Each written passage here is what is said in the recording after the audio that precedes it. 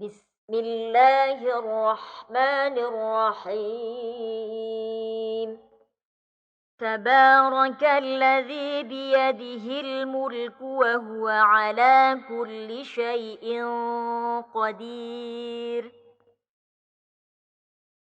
الذي خلق الموت والحياة ليبلوكم أيكم أحسن عملا وهو العزيز الغفور. الذي خلق 7 سماوات طباقا ما ترى في خلق الرحمن من تفاوت فارجع البصر هل ترى من فطور ثم ارجع البصر كرتين ينقلب إليك البصر خاسئا وهو حسير. ولقد زينا السماء الدنيا بمصابيح وجعلناها رجوما للشياطين وأعتدنا لهم عذاب السعير. وللذين كفروا بربهم عذاب جهنم وبئس المصير. إذا ألقوا فيها سمعوا لها شهيقا وهي تفور تكاد تميز من الغيظ كلما ألقي فيها فوج سألهم خزنتها ألم يأتكم نذير قالوا بلى قد جاءنا نذير فكذبنا وقلنا ما نزل الله من شيء إن أنتم إلا في ضلال كبير. وقالوا لو كنا نسمع أو نعقل ما كنا في أصحاب السعير فاعترفوا بذنبهم فسحقا لأصحاب السعير. إن الذين يخشون ربهم بالغيب لهم مغفرة وأجر كبير. وأسروا قولكم أو اجهروا به إنه عليم بذات الصدور. ألا يعلم من خلق وهو اللطيف الخبير. هو الذي جعل لكم الأرض ذلولا فامشوا في مناكبها وكلوا من رزقه وإليه النشور. أأمنتم من في السماء أن يخسف بكم الأرض فإذا هي تمور أم أمنتم من في السماء أن يرسل عليكم حاصبا فستعلمون كيف نذير. ولقد كذب الذين من قبلهم فكيف كان نكير. أولم يروا إلى الطير فوقهم صافات ويقبض ما يمسكهن إلا الرحمن إنه بكل شيء بصير أمن هذا الذي هو جند لكم ينصركم من دون الرحمن إن الكافرون إلا في غرور أمن هذا الذي يرزقكم إن أمسك رزقه بل لجوا في عتو ونفور أفمن يمشي مكبا على وجهه أهدى أمن يمشي سويا على صراط مستقيم قل هو الذي أنشأكم وجعل لكم السمع والأبصار والأفئدة قليلا ما تشكرون قل هو الذي ذرأكم في الأرض وإليه تحشرون ويقولون متى هذا الوعد إن كنتم صادقين قل إنما العلم عند الله وإنما أنا نذير مبين فلما رأوه زلفة سيئت وجوه الذين كفروا وقيل هذا الذي كنتم به تدعون قل أرأيتم إن أهلكني الله ومن معي أو رحمنا فمن يجير الكافرين من عذاب أليم قل هو الرحمن آمنا به وعليه توكلنا فستعلمون من هو في ضلال مبين قل أرأيتم إن أصبح ماؤكم غورا فمن يأتيكم بماء معين بسم الله الرحمن الرحيم نون والقلم وما يسطرون ما أنت بنعمة ربك بمجنون وإن لك لأجرا غير ممنون وإنك لعلى خلق عظيم فستبصر ويبصرون بأيكم المفتون إن ربك هو أعلم بمن ضل عن سبيله وهو أعلم بالمهتدين فلا تطع المكذبين ودوا لو تدهن فيدهنون ولا تطع كل حلاف مهين هماز مشاء بنميم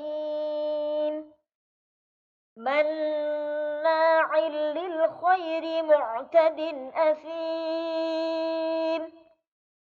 عتل بعد ذلك زنيم أن كان ذا مال وبنين إذا تتلى عليه آياتنا قال أساطير الأولين سنسمه على الخرطوم إنا بلوناهم كما بلونا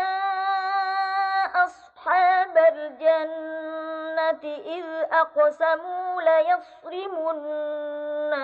مصبحين ولا يستثنون فطاف عليها طائف من ربك وهم نائمون فأصبحت كالصريم فتنادوا مصبحين أن اغدوا على حرثكم إن كنتم صارمين فانطلقوا وهم يتخافتون ألا يدخلنها اليوم عليكم مسكين وغدوا على حرد قادرين فلما رأوها قالوا إنا لضالون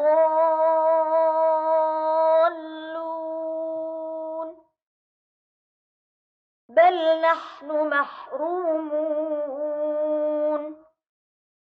قال أوسطهم ألم أقل لكم لولا تسبحون قالوا سبحان ربنا إنا كنا ظالمين فأقبل بعضهم على بعض يتلاومون قالوا يا ويلنا إنا كنا طاغين عسى ربنا أن يبدلنا خيرا منها إنا إلى ربنا راغبون كذلك العذاب ولعذاب الآخرة أكبر لو كانوا يعلمون إن للمتقين عند ربهم جنات النعيم أفنجعل المسلمين كالمجرمين ما لكم كيف تحكمون أم لكم كتاب فيه تدرسون إن لكم فيه لما تخيرون أم لكم أيمان علينا بالغة إلى يوم القيامة إن لكم لما تحكمون سلهم أيهم بذلك زعيم أم لهم شركاء فليأتوا بشركائهم إن كانوا صادقين يوم يكشف عن ساق ويدعون إلى السجود فلا يستطيعون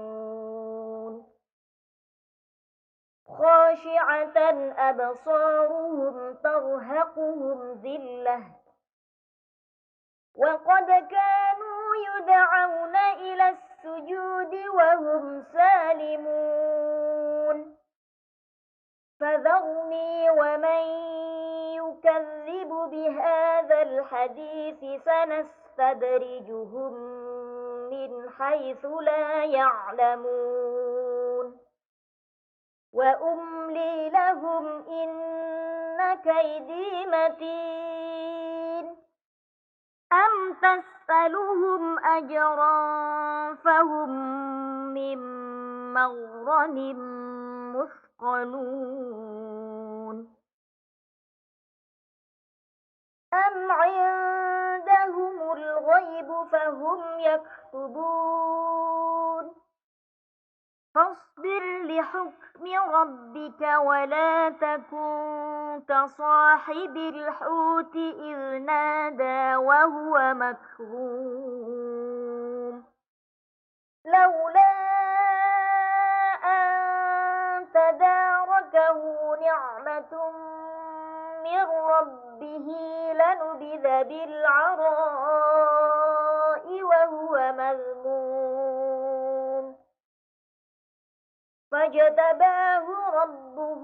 فجعله من الصالحين وإن يكاد الذين كفروا ليزلقونك بأبصارهم لما سمعوا الذكر ويقولون إنه لمجنون وما هو إلا ذكر للعالمين بسم الله الرحمن الرحيم الحاقة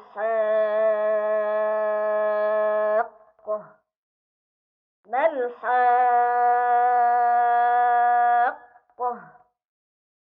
وما أدراك ما الحاقة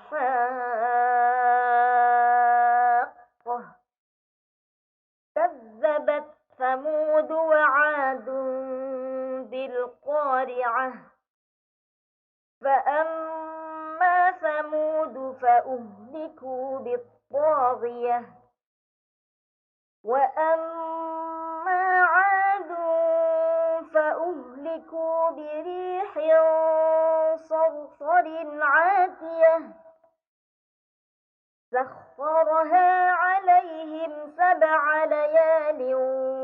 و8 أيام حسوما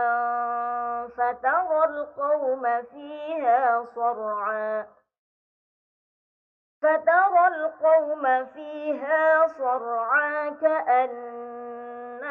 أعجاز نخل خاوية فهل ترى لهم من باقية وجاء فرعون ومن قبله والمؤتفكات بالخاطئة فعصوا رسول ربهم فأخذهم أخذة رابية إنا لما طغى الماء حملناكم في الجارية لنجعلها لكم تذكرة وتعيها أذن واعية فإذا نفخ في الصور نفخة واحدة وحملت الأرض والجبال فدكتا دكة واحدة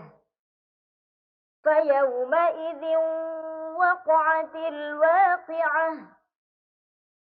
وانشقت السماء فهي يومئذ واهية والملك على أرجائها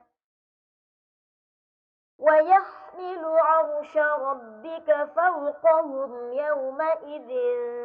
ثمانية يومئذ تعرضون لا تخفى منكم خافية فأما من أوتي كتابه بيمينه فيقول هاؤم اقرءوا كتابيه إني ظننت أني ملاق حسابيه فهو في عيشة راضية في جنة عالية قطوفها دانية كلوا واشربوا هنيئا بما أسلفتم في الأيام الخالية وأما من أوتي كتابه بشماله فيقول يا ليتني لم أوت كتابيه ولم أدر ما حسابيه يا ليتها كانت القاضية ما أغنى عني ماليه هلك عني سلطانيه خذوه فغلوه ثم الجحيم صلوه ثم في سلسلة ذرعها 70 ذراعا فاسلكوه إنه كان لا يؤمن بالله العظيم ولا يحض على طعام المسكين فليس له اليوم هاهنا حميم ولا طعام إلا من غسلين لا يأكله إلا الخاطئون فلا أقسم بما تبصرون وما لا تبصرون إنه لقول رسول كريم وما هو بقول شاعر قليلا ما تؤمنون ولا بقول كاهن قليلا ما تذكرون تنزيل من رب العالمين ولو تقول علينا بعض الأقاويل لأخذنا منه باليمين ثم لقطعنا منه الوتين فما منكم من أحد عنه حاجزين وإنه لتذكرة للمتقين وإنا لنعلم أن منكم مكذبين وإنه لحسرة على الكافرين وإنه لحق اليقين فسبح باسم ربك العظيم بسم الله الرحمن الرحيم سأل سائل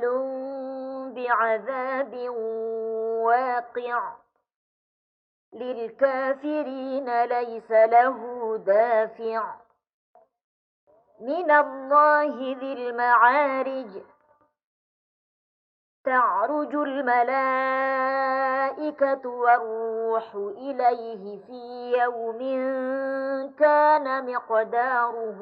50,000 سنة فاصبر صبرا جميلا إنهم يرونه بعيدا ونراه قريبا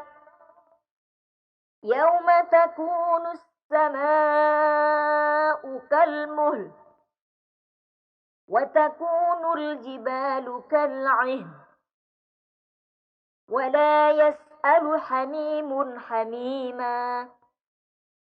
يبصرونهم يود المجرم لو يفتدي من عذاب يومئذ ببنيه وصاحبته وأخيه وفصيلته التي تؤويه ومن في الأرض جميعا ثم ينجيه كلا إنها لظى نزاعة للشوى تدعو من أدبر وتولى وجمع فأوعى إن الإنسان خلق هلوعا إذا مسه الشر جزوعا وإذا مسه الخير منوعا إلا المصلين الذين هم على صلاتهم دائمون والذين في أموالهم حق معلوم للسائل والمحروم والذين يصدقون بيوم الدين والذين هم من عذاب ربهم مشفقون إن عذاب ربهم غير مأمون والذين هم لفروجهم حافظون إلا على أزواجهم أو ما ملكت أيمانهم فإنهم غير ملومين فمن ابتغى وراء ذلك فأولئك هم العادون والذين هم لأماناتهم وعهدهم راعون والذين هم بشهاداتهم قائمون والذين هم على صلاتهم يحافظون أولئك في جنات مكرمون فما للذين كفروا قبلك مهطعين عن اليمين وعن الشمال عزين أيطمع كل امرئ منهم أن يدخل جنة نعيم كلا كلا إنا خلقناهم مما يعلمون فلا أقسم برب المشارق والمغارب إنا لقادرون على أن نبدل خيرا منهم وما نحن بمسبوقين فذرهم يخوضوا ويلعبوا حتى يلاقوا يومهم الذي يوعدون يوم يخرجون من الأجداث سراعا كأنهم إلى نصب يوفضون خاشعة أبصارهم ترهقهم ذلة ذلك اليوم الذي كانوا يوعدون بسم الله الرحمن الرحيم إنا أرسلنا نوحا إلى قومه أن أنذر قومك من قبل أن يأتيهم عذاب أليم قال يا قوم إني لكم نذير مبين أن اعبدوا الله واتقوه وأطيعون يغفر لكم من ذنوبكم ويؤخركم إلى أجل مسمى إن أجل الله إذا جاء لا يؤخر لو كنتم تعلمون قال رب إني دعوت قومي ليلا ونهارا فلم يزدهم دعائي إلا فرارا وإني كلما دعوتهم لتغفر لهم جعلوا أصابعهم في آذانهم واستغشوا ثيابهم وأصروا واستكبروا استكبارا ثم إني دعوتهم جهارا ثم إني أعلنت لهم وأسررت لهم إسرارا فقلت استغفروا ربكم إنه كان غفارا يرسل السماء عليكم مدرارا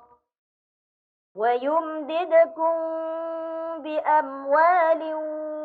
وبنين ويجعل لكم جنات ويجعل لكم أنهارا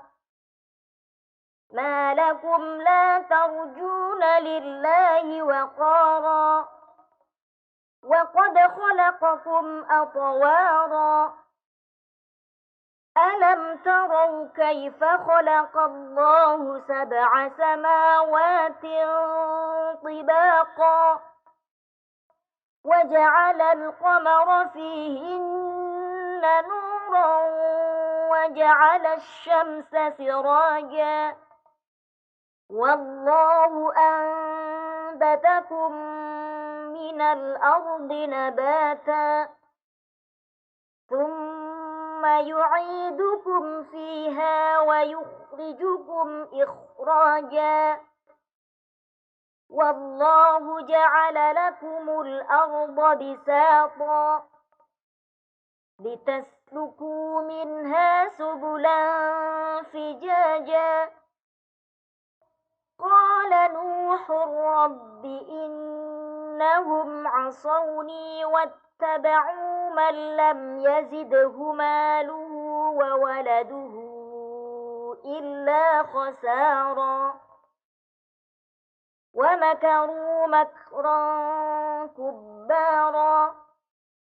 وقالوا لا تذرن آلهتكم ولا تذرن ودا ولا سواعا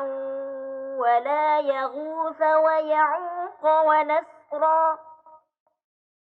وقد أضلوا كثيرا ولا تزد الظالمين إلا ضلالا مما خطيئاتهم أغرقوا فأدخلوا نارا فلم يجدوا لهم من دون الله أنصارا وقال نوح رب لا تذر على الأرض من الكافرين ديارا إنك إن تذرهم يضلوا عبادك ولا يلدوا إلا فاجرا كفارا رب اغفر لي ولوالدي ولمن دخل بيتي مؤمنا وللمؤمنين والمؤمنات ولا تزد الظالمين إلا تبارا بسم الله الرحمن الرحيم قل أوحي إلي أنه استمع نفر من الجن فقالوا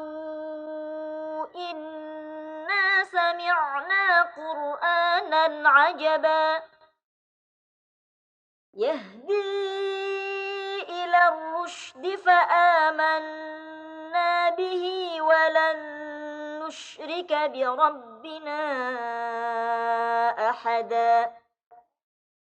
وأنه تعالى جد ربنا ما اتخذ صاحبة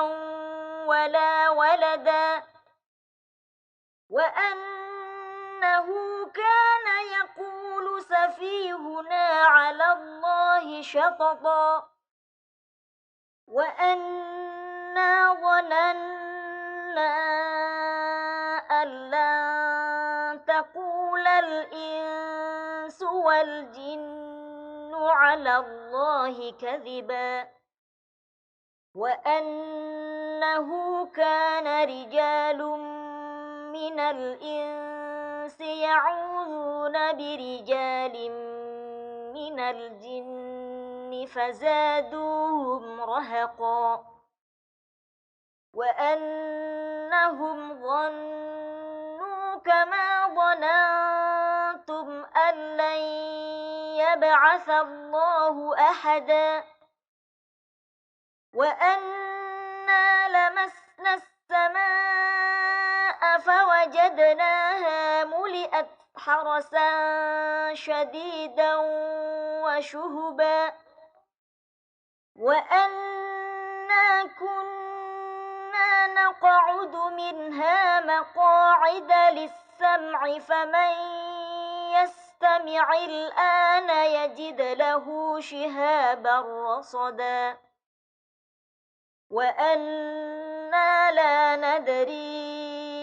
أشر أريد بمن في الأرض أم أراد بهم ربهم رشدا وأنا منا الصالحون ومنا دون ذلك كنا طرائق طرائق قددا وأنا ظننا أن لن نعجز الله في الأرض ولن نعجزه هربا وأنا لما سمعنا الهدى آمنا به فمن يؤمن بربه فلا يخاف بخسا ولا رهقا وأنا منا المسلمون ومنا القاسطون فمن أسلم فأولئك تحروا رشدا وأما القاسطون فكانوا لجهنم حطبا وأن لو استقاموا على الطريقة لأسقيناهم ماء غدقا لنفتنهم فيه ومن يعرض عن ذكر ربه يسلكه عذابا صعدا وأن المساجد لله فلا تدعوا مع الله أحدا وأنه لما قام عبد الله يدعوه كادوا يكونون عليه لبدا قل إنما أدعو ربي ولا أشرك به أحدا قل إني لا أملك لكم ضرا ولا رشدا قل إني لن يجيرني من الله أحد ولن أجد من دونه ملتحدا إلا بلاغا من الله ورسالاته ومن يعص الله ورسوله فإن له نار جهنم خالدين فيها أبدا حتى إذا رأوا ما يوعدون فسيعلمون من أضعف ناصرا وأقل عددا قل إن أدري أقريب ما توعدون أم يجعل له ربي أمدا عالم الغيب فلا يظهر على غيبه أحدا إلا من ارتضى من رسول فإنه يسلك من بين يديه ومن خلفه رصدا ليعلم أن قد أبلغوا رسالات ربهم وأحاط بما لديهم وأحصى كل شيء عددا بسم الله الرحمن الرحيم يا أيها المزمل قم الليل إلا قليلا نصفه أو ينقص منه قليلا أو زد عليه ورتل القرآن ترتيلا إنا سنلقي عليك قولا ثقيلا إن ناشئة الليل هي أشد وطئا وأقوم قيلا إن لك في النهار سبحا طويلا واذكر اسم ربك وتبتل إليه تبتيلا رب المشرق والمغرب لا إله إلا هو فاتخذه وكيلا واصبر على ما يقولون واهجرهم هجرا جميلا وذرني والمكذبين أولي النعمة ومهلهم قليلا إن لدينا أنكالا وجحيما وطعاما ذا غصة وعذابا أليما يوم ترجف الأرض والجبال وكانت الجبال كثيبا مهيلا إنا أرسلنا إليكم رسولا شاهدا عليكم كما أرسلنا إلى فرعون رسولا فعصى فرعون الرسول فأخذناه أخذا وبيلا فكيف تتقون إن كفرتم يوما يجعل الولدان شيبا السماء منفطر به كان وعده مفعولا إن هذه تذكرة فمن شاء اتخذ إلى ربه سبيلا إن ربك يعلم أنك تقوم أدنى من ثلثي الليل ونصفه وثلثه وطائفة من الذين معك والله يقدر الليل والنهار علم أن لن تحصوه فتاب عليكم فاقرؤوا ما تيسر من القرآن علم أن سيكون منكم مرضى وآخرون يضربون في الأرض يبتغون من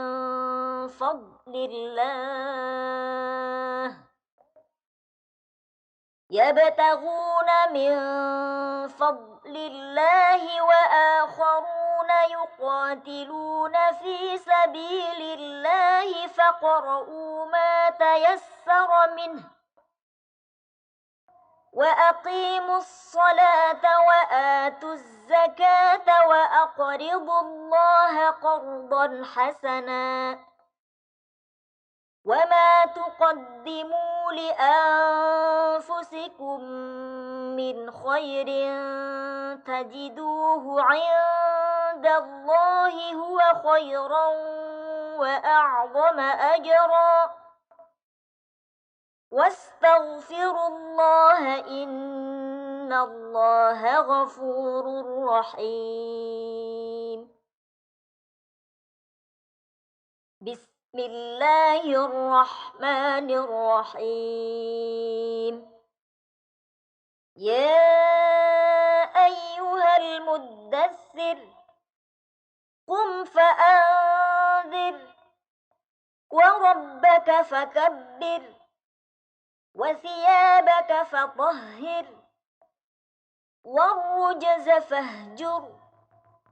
ولا تمنن تستكثر ولربك فاصبر فإذا نقر في الناقور فذلك يومئذ يوم عسير على الكافرين غير يسير ذرني ومن خلقت وحيدا وجعلت له مالا ممدودا وبنين شهودا ومهدت له تمهيدا ثم يطمع أن أزيد كلا إنه كان لآياتنا عنيدا سأرهقه صعودا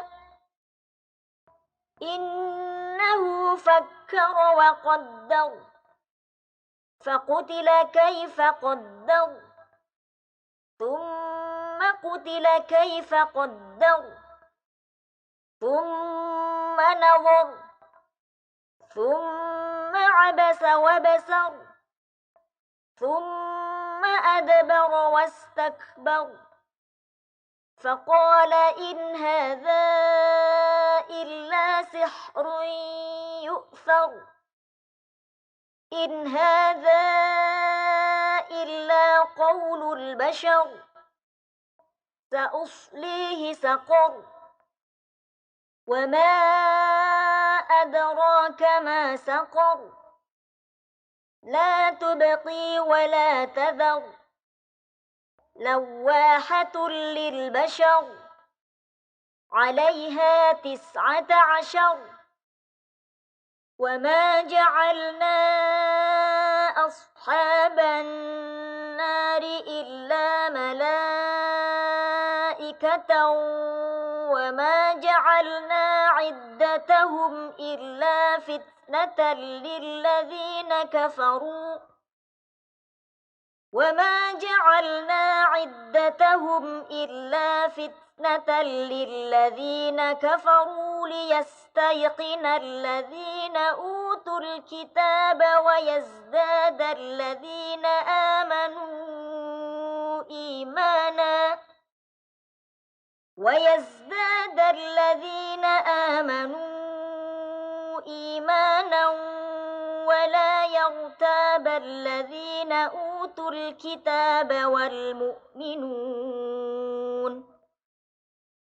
ولا يرتاب الذين أوتوا الكتاب والمؤمنون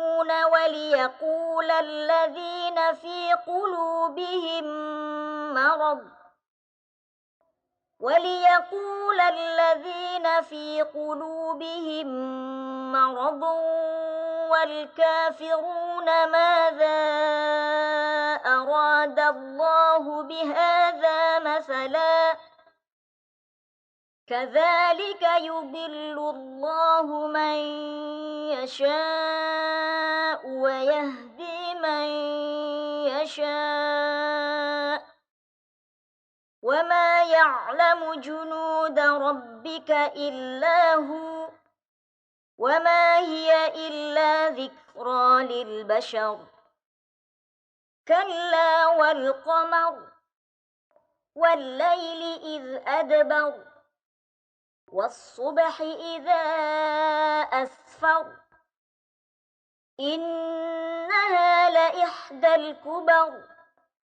نذيرا للبشر لمن شاء منكم أن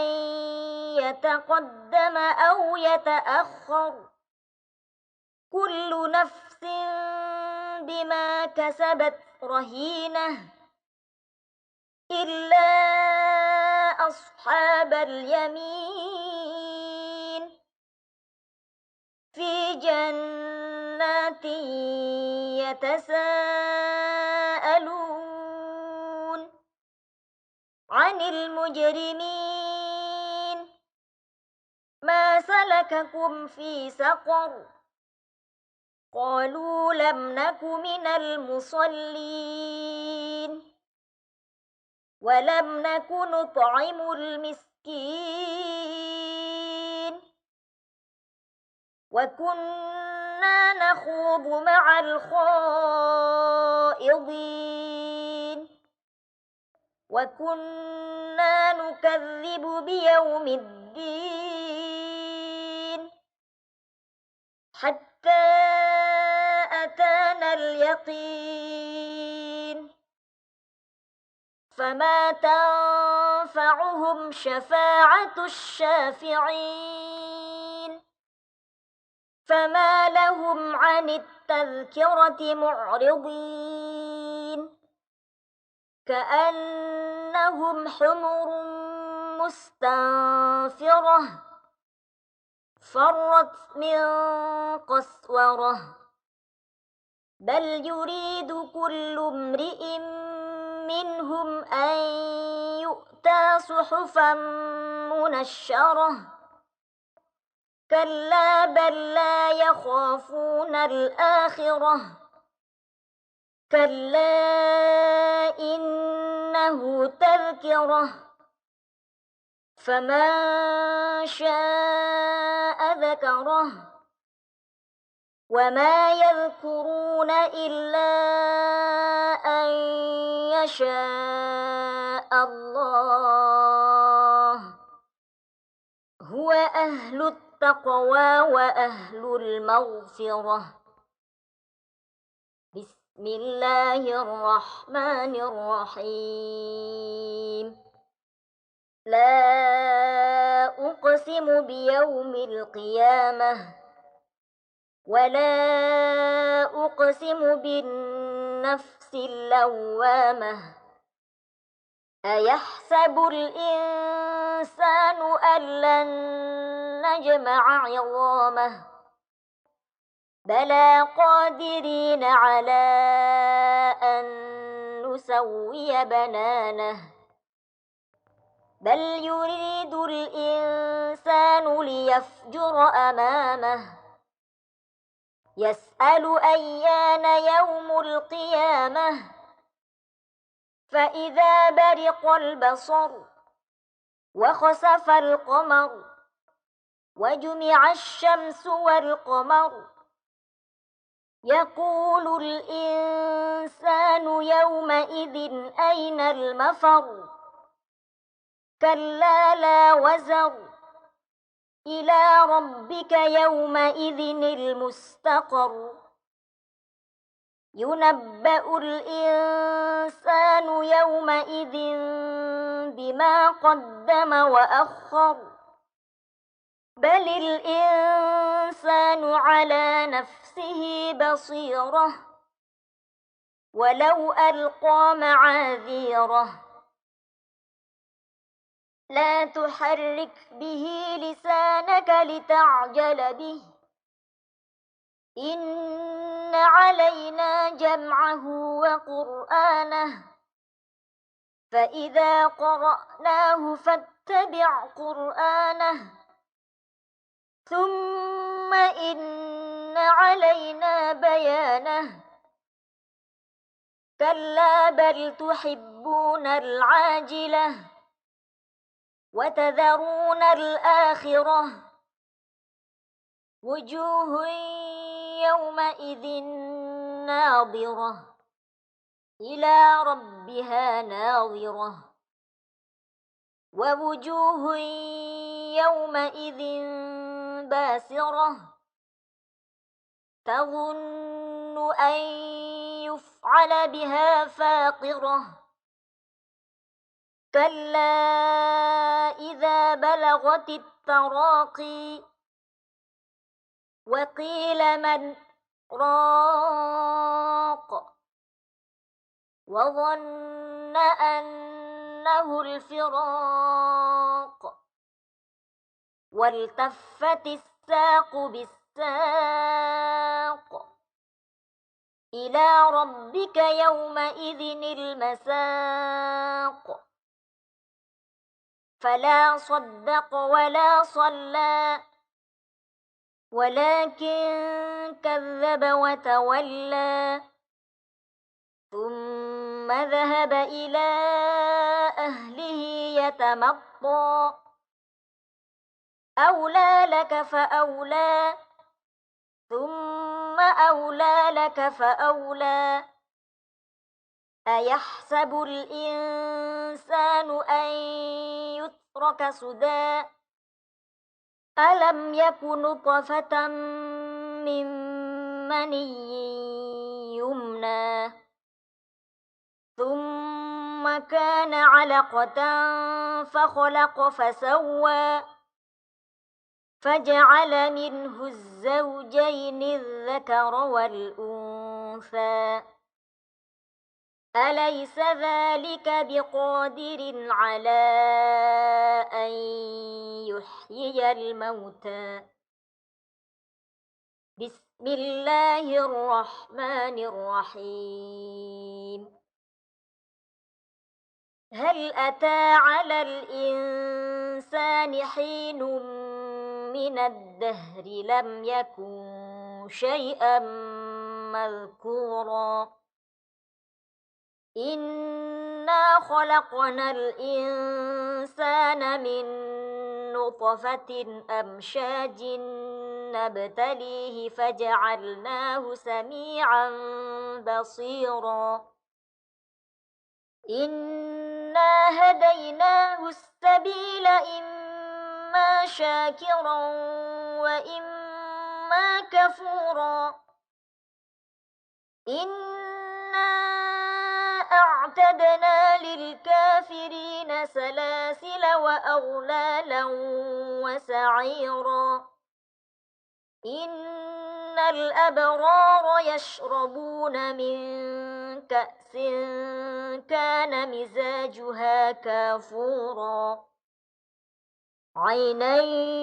يشرب بها عباد الله يفجرونها تفجيرا يوفون بالنذر ويخافون يوما كان شره مستطيرا ويطعمون الطعام على حبه مسكينا ويتيما وأسيرا إنما نطعمكم لوجه الله لا نريد منكم جزاء ولا شكورا إنا نخاف من ربنا يوما عبوسا قمطريرا فوقاهم الله شر ذلك اليوم ولقاهم نضرة وسرورا وجزاهم بما صبروا جنة وحريرا متكئين فيها على الأرائك لا يرون فيها شمسا ولا زمهريرا ودانية عليهم ظلالها وذللت قطوفها تذليلا ويطاف عليهم بآنية من فضة وأكواب كانت قوارير من فضة قدروها تقديرا ويسقون فيها كأسا كان مزاجها زنجبيلا عينا فيها تسمى سلسبيلا ويطوف عليهم ولدان مخلدون إذا رأيتهم حسبتهم لؤلؤا منثورا وإذا رأيت ثم رأيت نعيما وملكا كبيرا عاليهم ثياب سندس خضر وإستبرق وحلوا أساور من فضة وسقاهم ربهم شرابا طهورا إن هذا كان لكم جزاء وكان سعيكم مشكورا إنا نحن نزلنا عليك القرآن تنزيلا فاصبر لحكم ربك ولا تطع منهم آثما أو كفورا واذكر اسم ربك بكرة وأصيلا ومن الليل فاسجد له وسبحه ليلا طويلا إن هؤلاء يحبون العاجلة ويذرون وراءهم يوما ثقيلا نحن خلقناهم وشددنا أسرهم وإذا شئنا بدلنا أمثالهم تبديلا إن هذه تذكرة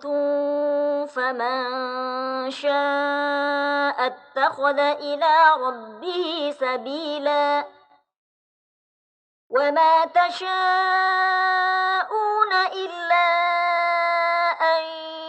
يشاء الله إن الله كان عليما حكيما يدخل من